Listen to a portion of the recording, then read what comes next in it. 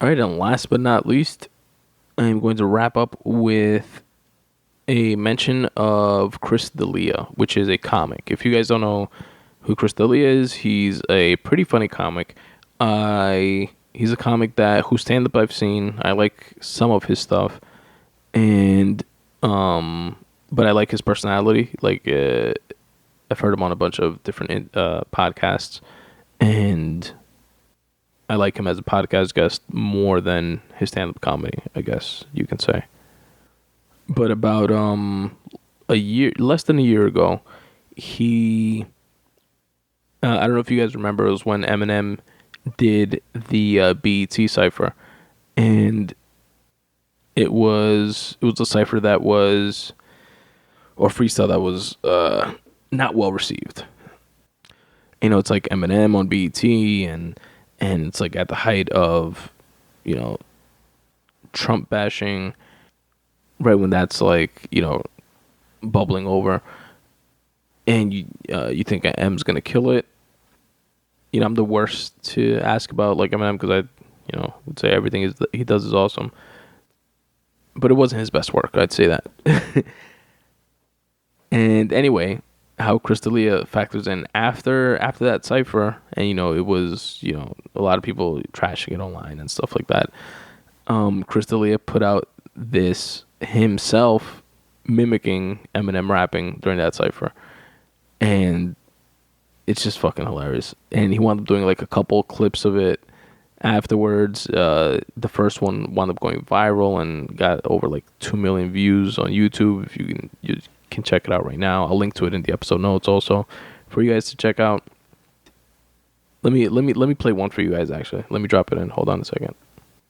And he does it. He's like saying words, but not really. He's saying like some words, but he's more so just like making sounds and like trying to like mimic how like robotic Eminem could sound sometimes, and just like rhyming shit for the sake of rhyming shit.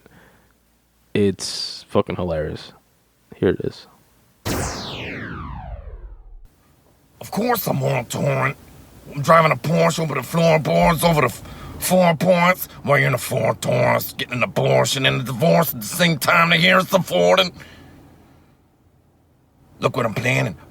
I'm planning to do all this while you're panicking, and you're looking and staring at mannequins, and I'm going to Fannikins trying to get up a Plannikins. All of the Plannikins, Anakin, Panikins. Well, all the Panikins, Anakin, Anna in a cabana. I'm in a cabana in a Janet. I'm in a cabana chanting all the stand-up banner. Well, you don't got the stamina, you're lacking the stamina. You're lacking the stamina while you're divorcing Harrison Ford, and I'm in a Porsche and flowing ports while I'm on torrent. You're using way too many napkins, papkins, lapkins and chapkins. You're using chapstick and napkins while I'm papkin, flapping around like a papkin, flamming a babbity pan and chapkin, damn in a can of pedophilia. And if you see the video, it's hilarious, because he's just like in his car, like it looks like he's just like at a red light or some shit, or like parked in his car and just talking into his cell phone and doing that. And M kind of sounded like that during the BET cipher. Then after like the popularity of it, he winds up doing another one where he's like standing up, and he does like, he's wearing a hoodie like Eminem wears, and he's doing like the pacing the way M was doing it during the cipher, and the heavy breathing. M was like heavily breathing like during the cipher. Like, I don't know if he had like bad breath control or some shit like that, like during it, or the mics were just like picking up extra, but he was like heavy breathing during it. Let me play you guys that one real quick. It's like 50 seconds long.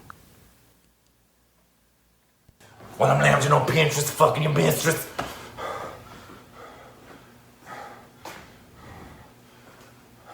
I'm playing in a hand trick with Danica Patrick. I'm saying an accent. Nick Cannon's fantastic.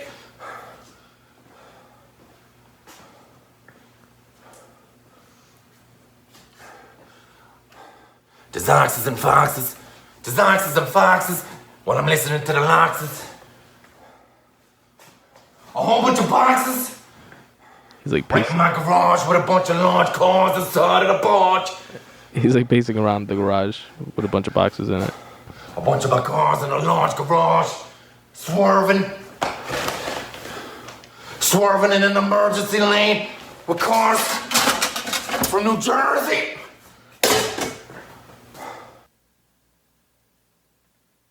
Yeah, that shit's just hilarious. He had like 2 million views on the first one, 1.7 million views on that second one. He has another one with like 300,000 views, another one with like 800,000 views.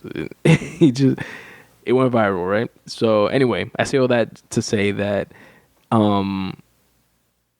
the Eminem did a song, is featured on a song by Logic called Homicide, which is like insanely lyrical. Logic is like the Eminem of this generation in terms of lyricism, I would say.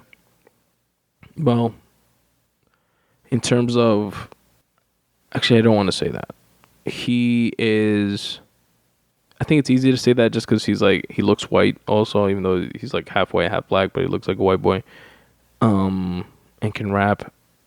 But he's similar to Eminem in terms of cadence a little bit, and his ability to put words together, and his speed at times, and he is very lyrical. But yeah, it was a dope matchup on a track. And so it's Logic featuring Eminem, and then at the end of the song they wind up featuring a clip of Chris Delia of this what I just played you guys, the Blanigan, like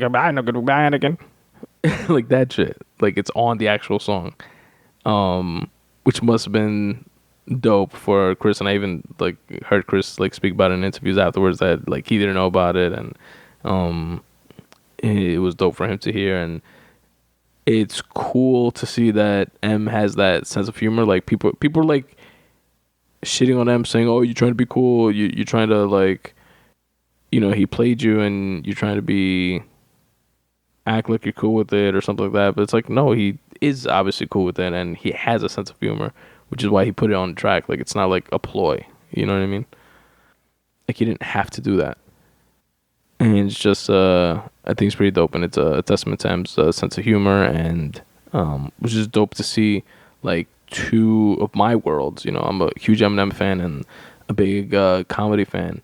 And I know Chris Delia is, and he's in that like Rogan circle of comics, and for those like two worlds to like collide was pretty cool for me to see.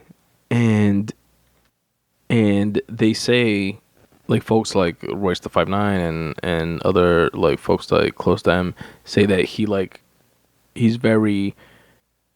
knows the pulse of the culture. Like, he has his thumb on the pulse of the culture. Like, he knows what's going on. He's like hip to shit, even though he's kind of like a recluse.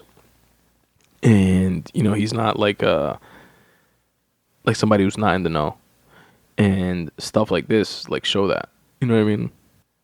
And I just thought that was pretty cool. So wanted to share it with you folks. And that is all I got for you. That is episode 129 of the Spun Today podcast. Once again, I'm your host,